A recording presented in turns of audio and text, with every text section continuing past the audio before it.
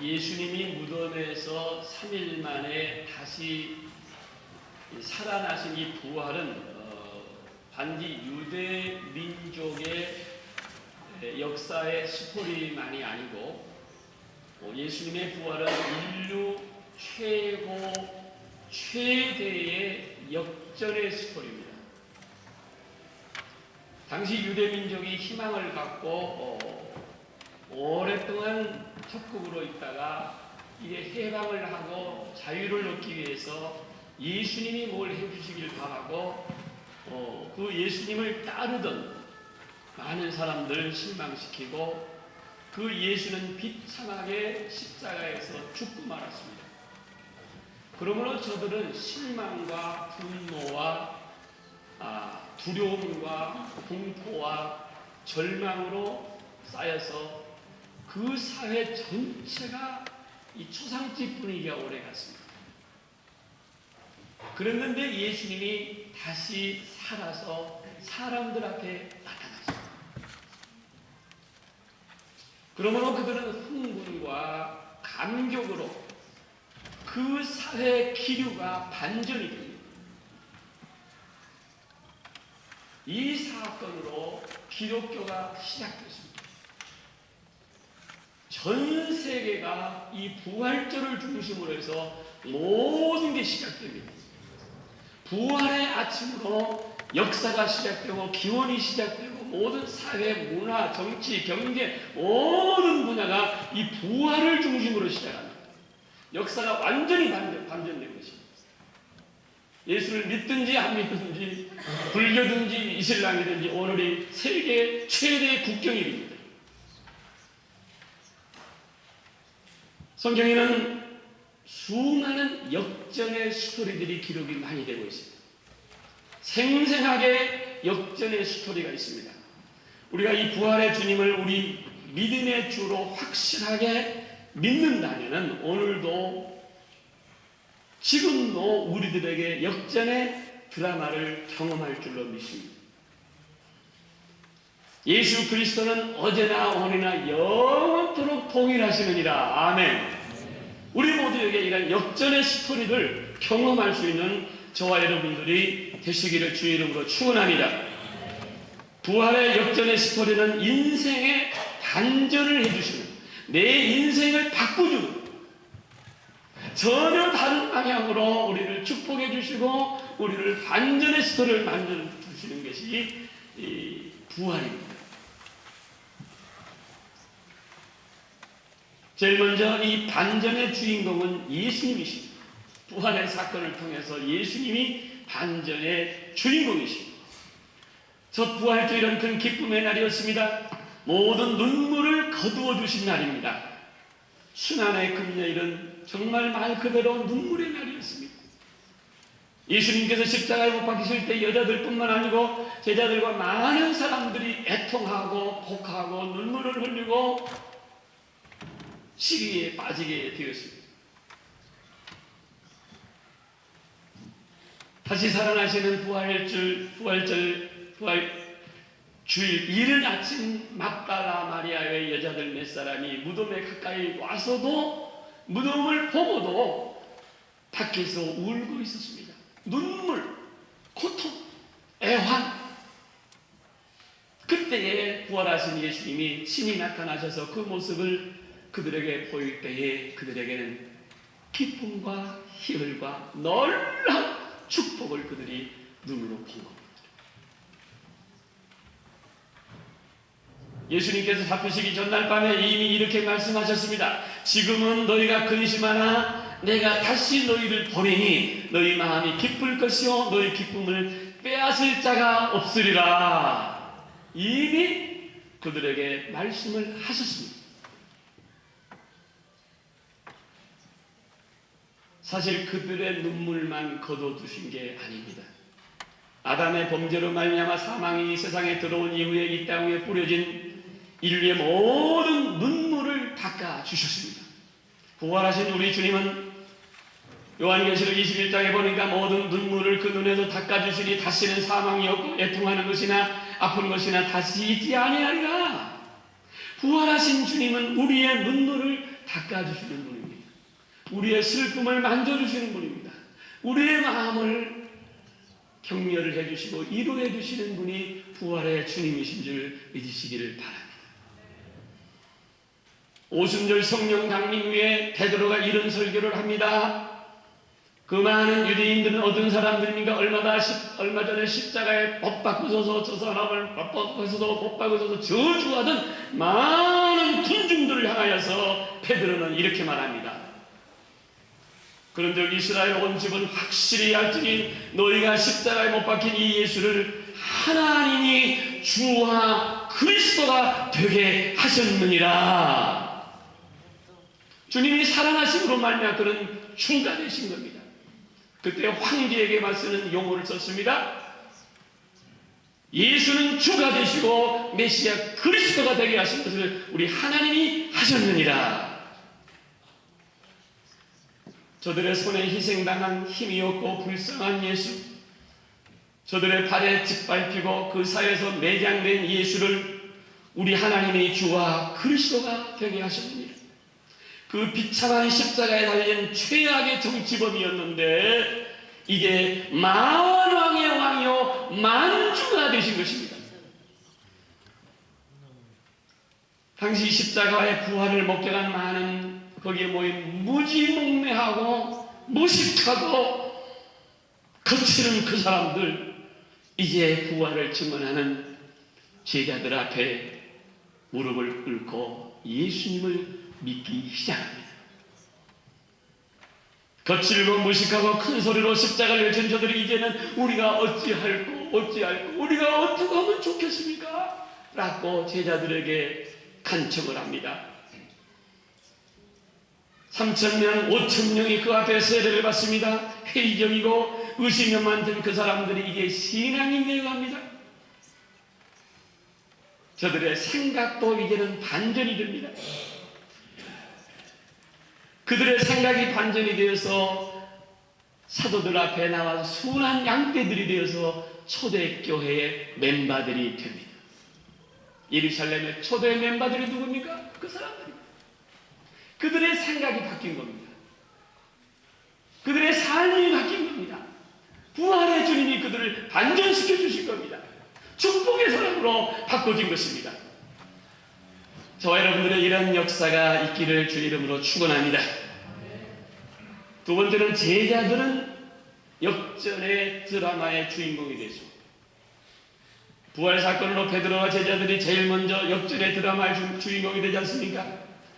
여러분, 베드로는 하루 며칠 전까지 주님을 배반하고 재판을 받고 있는 그 시간 뜰에서 서성거리다가 그 힘이 없고 별 볼 일 없는 그 계집종에게 묻는 말에 벌벌벌벌 떨면서 주님을 모른다고 부인하고 저주까지 했던 이 비겁한 인간이었습니다. 주님 앞에 후원장담하기를 내가 주와 함께 죽을지언정 주를 부인하지 아니하겠나이다. 이렇게 하니까 다른 제자들도 그와 같이 말하느니라. 모두가 다 주님 앞에 입으로는 맹세하고 입으로는 아멘하고 입으로는 교회를 위하고 입으로는 하나님을 위하고 입으로는 주님을 사랑하고 입으로는 주님께 봉사했습니다. 그러나 주님이 붙잡혀 가실 때에 그들은 주랭랑을 친 자 아니겠습니까? 마태복음 26장 저들은 모두 다 도망하니라. 자기들의 몸을 토사리며 주님을 보는 앞에서 그들이 비겁한 행동을 하고 도망쳤습니다. 그들은 또 부활하신 주님을 봤다는 마리아의 증언에도 공포에 떨면서 문을 걸어 잠그고 주님을 역시 믿지 않았습니다. 그런데 부활하신 주님을 직접 그들이 만나고 난 뒤에 그들의 태도가 180도 바뀌어집니다. 부활하신 주님을 봤습니다. 그리고 그들의 생각이 반전됩니다. 베드로와 제자들은 모두가 다 저들의 인생이 극적인 반전을 경험합니다. 겁쟁이 배신자에서 용감한 증인으로 바뀌는 겁니다. 예루살렘과 사마리아와 땅끝까지 내 증인이 되리라. 그 주역들이 됩니다. 놀라운 일들이 제자들에게 생겨나지 않습니까?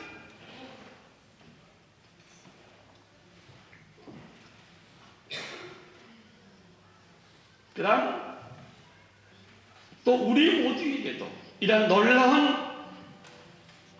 역전의 경험을 할 수 있는 축복을 하는데, 죄인이 의인으로 신분의 변화를 가져옵니다. 신분의 반전이 없습니다. 부활 사건을 체험한 사람들이 바꾸는 역전의 드라마입니다. 부활은 픽션 속에 나오는 드라마도 아니고 역사 속의 어떤 다큐멘터리도 아닙니다. 부활의 사건은 역사 속에 한 사람이 죽었다가 살아나는 스토리로 그치는 것이 아니옵시다. 그냥 얘기가 아닙니다, 여러분요. 하나님이 우리에게 매우 중요한 무엇인가를 보여주는 큰 사건입니다. 하나님이 우리에게 무엇인가를 보여주는 것, 그 무엇입니까, 여러분?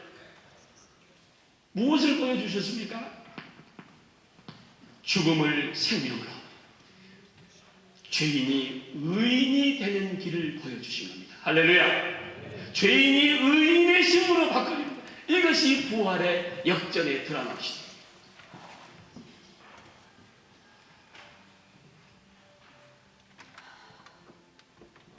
한 사람의 범죄로 많은 사람이 정죄 이룬 것 같이 한 의로운 행위로 말미암아 많은 사람이 의롭다 하심을 받아 생명에 이르렀느니라. 너희가 내 안에 거하고 내 말이 너희 안에 가면 무엇이든지 원하는 대로 구하라. 그리하면 받으리라. 내가 이것을 너희에게 이루면 내 기쁨이 너희 안에 있어 너희 기쁨을 충만하게 하려 함이니라. 제자들은 이 세상에서 멸시받고 가난하고 별 볼 일 없는 자들이었습니다마는, 그러나 하나님은 그들을 틀어서 별 볼 일 있게 만들어 주셨습니다. 우리의 모든 죄가 용서받고 의인이 된 줄로 믿으시기를 바랍니다. 예수님의 족보를 보면은, 얼마 전에 우리 마태복음을 설교하면서 일일이 예를 들어서 설명했습니다마는, 예수님을 낳은 마리아를 제외한 4명의 여인이 나오지 않습니까? 다말, 라합, 룻, 밧세바. 그런데 이들의 공통점은 뭐냐면 흠이 있다는 것입니다. 왜 하나님께서는 그 흠이 있는 여인들을 예수님의 영광스러운 족보에 기록을 했습니까? 간단하게 다시 요약을 합니다. 다말이라는 여인은 가문의 대를 잇기 위해서 시아버지를 이용해서 자식을 잉태한 기구한 여인입니다. 라합은 기생입니다. 룻은 부자 보아스를 유혹했던 이방의 과부였습니다. 밧세바는 그 미모 때문에 다윗의 정부가 되어서 그로 인해 다윗은 고의로 그 남편까지 전사케까지 합니다. 성경에 보면 그 누구도 그 밧세바를 칭찬하는 대목은 하나도 없습니다.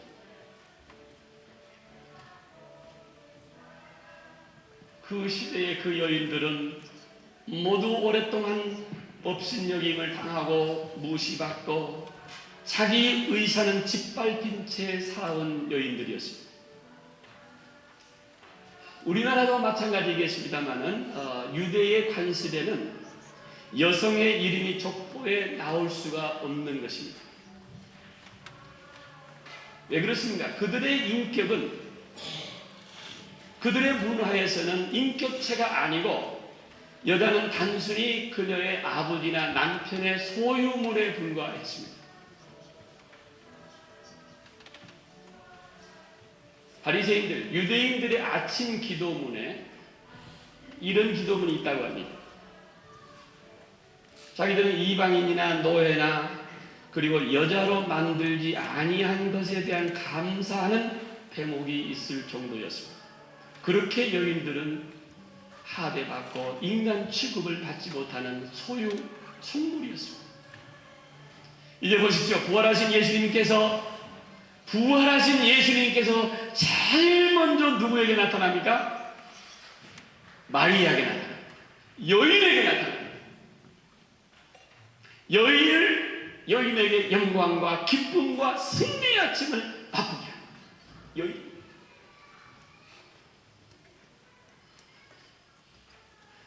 그 사회의 문화와 역사의 엄청난 혁명입니다. 이들은 역전의 드라마를 경험한 주인공의 여인들이십니다. 여러분, 지금도 그런 기류가 있는데요. 이스라엘이 1945년 신생 국가로 국가가 유엔에서 허락을 받았는데, 그 이스라엘 역사 가운데 지금 보면은요, 그 총리 가운데 5대 총리가 여성 총리입니다. 놀라운 일입니다, 여러분요. 유대 사회에서는 있을 수 없는 얘기입니다. 그러나 부활하신 예수님 때문에 그 여성의 인격이, 그들의 인권이, 그들의 인간이, 그들의 삶이 인정받는 겁니다.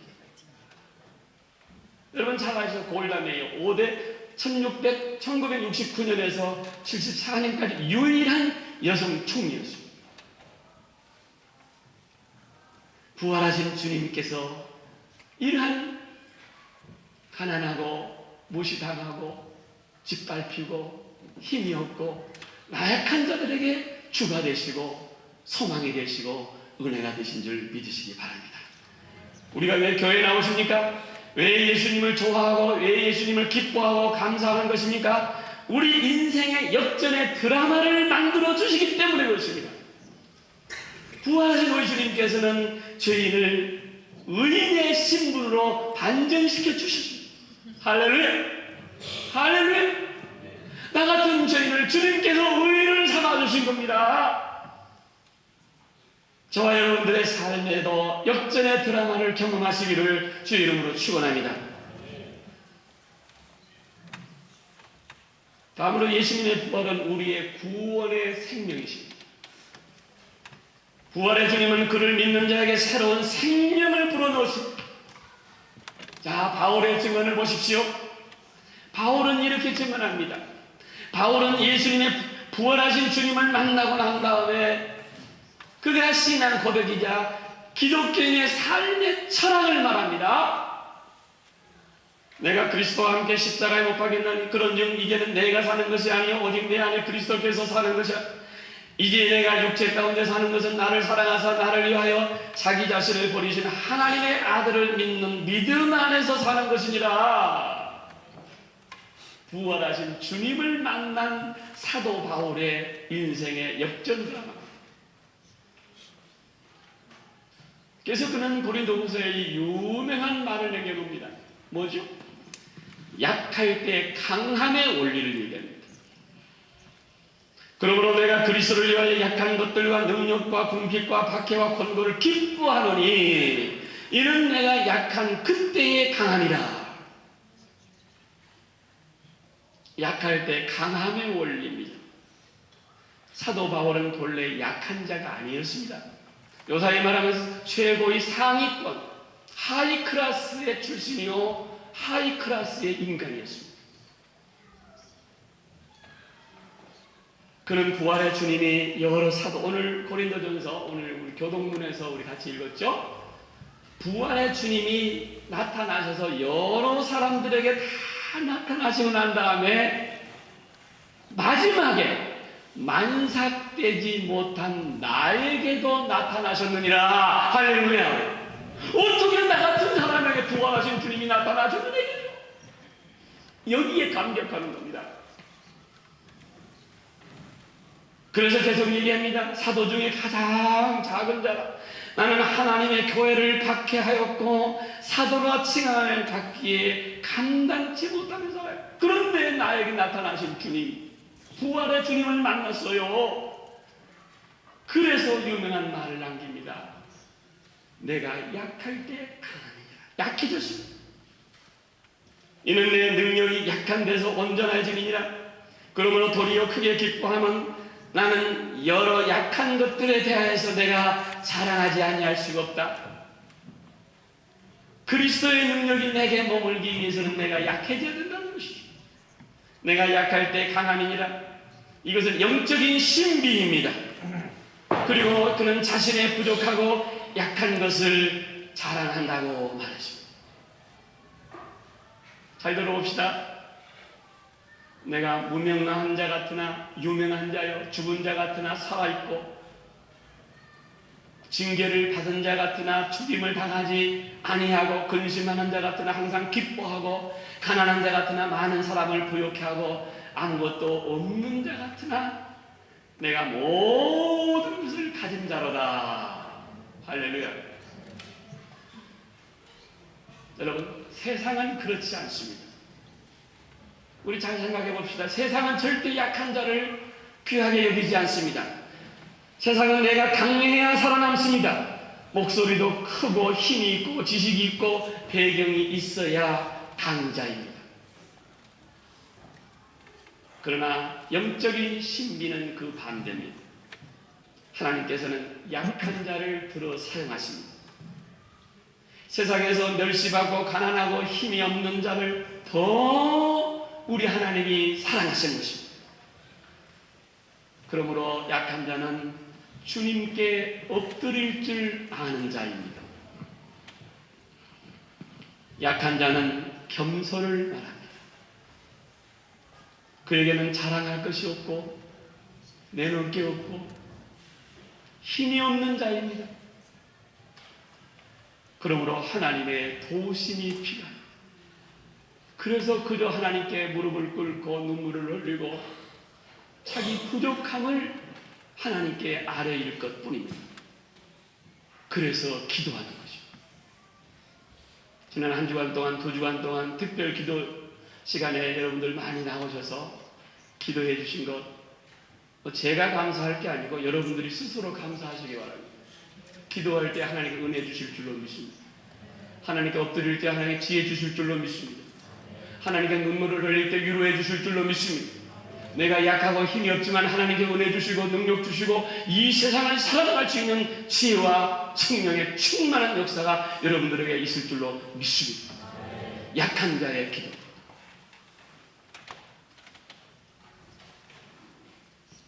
다윗은 늘 이런 기도를 하면서 평생을 살았습니다. 다윗의 기도를 들어보십시오. 나는 가난하고 궁핍하오나 주께서는 나의 생각을 아시오니 주는 나의 도움이시오 나를 건지시느니라. 나의 하나님이시여 지체하지 마소서. 하나님께 가까이 함이 내게 복이니라. 여러분, 이 세상의 문화와 이 세상의 지식과 이 세상의 학문과 이 세상의 문화 모든 것은 하나님을 멀리 하는 것입니다. 이 세상의 지식과 문화와 모든 것들은 하나님과 자꾸 멀어지게 하는 겁니다. 그러나 우리가 기도하고 하나님께 나아갈 때에, 하나님께 가까이 갈 때에 하나님은 저와 여러분들을 들어 사용하실 줄로 믿습니다. 예수님의 부활은 우리의 구원의 생명이십니다. 약한 자를 불러 강하게 사용하십니다. 부활하신 우리 주님은 우리를 들어서 사용하실 줄로 믿습니다. 두려워하지 마십시오. 기도하시는 여러분들 두려워하지 마십시오. 기도하는 자는 이 세상을 두려워하지 않습니다. 기도하는 자는 어떤 세상의 무력과 명예와 지식과 세상 것 두려워하지 않습니다. 골리앗 앞에 당당히 섭니다. 부활하신 주님을 만나는 사도 바울 보십시오. 당당합니다. 내가 약할 때 강함이니라. 다윗과 같이 바울과 같이 역전의 주인공이 되시기를 주의 이름으로 축원합니다. 앞서 말씀 설교를 요약하겠습니다. 예수님의 부활이 주는 교훈이 뭡니까? 첫째, 부활의 주님은 역전의 주인공이십니다. 사망에서 생명으로 옮기신 역전의 주인공이 우리가 믿는 그 주님이십니다. 배반자, 기급한 자, 별 볼 일 없는 그 제자들도 주님 앞에 나올 때에 인생의 반전의 주인공이 되었습니다. 저들은 모두 담대하여 유대 사회를 넘어서 땅끝까지 부활의 증인이 되셨습니다. 제자들입니다. 세 번째, 죄에서 의인의 신분으로 반전됩니다. 주님이 부활하셨기 때문에 한 의로운 행위로 말미암아 많은 사람들이 의롭다 하심을 받아서 생명에 이르렀다고 했습니다. 마지막, 우리는 약할 때 강함의 원리를 배우셔야 됩니다. 부활의 신앙은 우리 약하고 힘이 없고 별 볼 일 없는 저와 여러분들을 강하게 세워주실 줄로 믿습니다. 천사가 여자들에게 이르되 너희는 무서워하지 말라. 세상을 무서워하지 말라. 로마 병정들을 무서워하지 말라. 그 시대의 지도자들을 무서워하지 말라. 악한 사탄 마귀를 무서워하지 말라. 여인이라고 무시당하고 취급당하는 이러한 그 여인들에게 말하기를 무서워하지 말라. 무서워하지 말라. 사랑하는 청년 여러분들, 세계를 품고 기도하십시오. 아무도 아멘도 안 해요. 더 넓은 세상을 향하여 부활의 증인이 되십시오. 꿈을 크게 가지십시오. 한국을 넘어서 유럽과 세계를 향하여서 여러분 어깨를 나란히 하는 여러분들이 되시기를 바랍니다. 자꾸 한국으로 돌아가지 마십시오. 이 세상에서 유럽을 정복하고 세계를 정복하고 여러분들 세상을 향해서 나가서 부활의 증인이 되셔야 됩니다. 뭐가 두렵습니까? 여러분 건강이 없습니까? 지식이 없습니까? 실력이 없습니까? 꿈이 없는 겁니다. 부활의 주님을 만나면 우리에게 꿈을 주시는 겁니다. 비전을 주시는 거예요. 사랑하는 청년들, 오늘도 지금 아까 25년 전에 먼저 학내 제 친구가요, 주일학교 얼마나 말씀 드려요. 미안해요, 한일씨. 내일 모레 아빠 됐는데 두 형제인데요. 하여튼 여기서 우리 주일학교 성탄 성극을 많이 하잖아요. 앞에서 제일 말씀 부르는 거 저는. 아, 저렇게 커가지고 말 35살 한데. 여러분, 여기서 잘하신 우리 파리 장로의 청년 여러분, 세계를 품으십시오. 세상을 향해 가십시오. 부활의 주님이 우리에게 힘주시고 약한 자를 들어서 강하게 하실 줄로 믿습니다. 부활의 축복이 여러분들에게 함께 하시고 여러분들 앞에 어떠한 강과 어떠한 여리고와 요단강에서 넘으십시오. 넘고 이 세상을 향해 나가서 부활의 증인 되시는 여러분들 되시기를 주의 이름으로 축원합니다. 기도하십시오. 거룩하신 아버지 하나님, 부활의 아침에 저희들을 기뻐합니다. 지난 한 주간 동안 금식하고 기도하고 눈물을 흘리고 골고다를 향하여서 저희들 조금이라도 고난을 참냐고자 애를 썼습니다. 하나님 아버지, 실패한 줄 알았습니다. 끝난 줄 알았습니다. 막이 내려진 줄로 믿었습니다. 유학의 보따리를 들고 도망갈 뻔했습니다. 돌아갈 뻔했습니다. 하나님 아버지, 부활의 아침을 우리에게 주셨습니다. 아버지 하나님, 기뻐하고 갈릴리로 돌아가서 예수님을 만나게 해주시옵소서. 부활의 증인이 되게 해주시옵소서. 하나님께서 쓰시는 귀한 일꾼들이 다 되게 해주시옵소서. 예수님의 거룩하신 이름으로 간절히 기도하옵나이다. 아멘.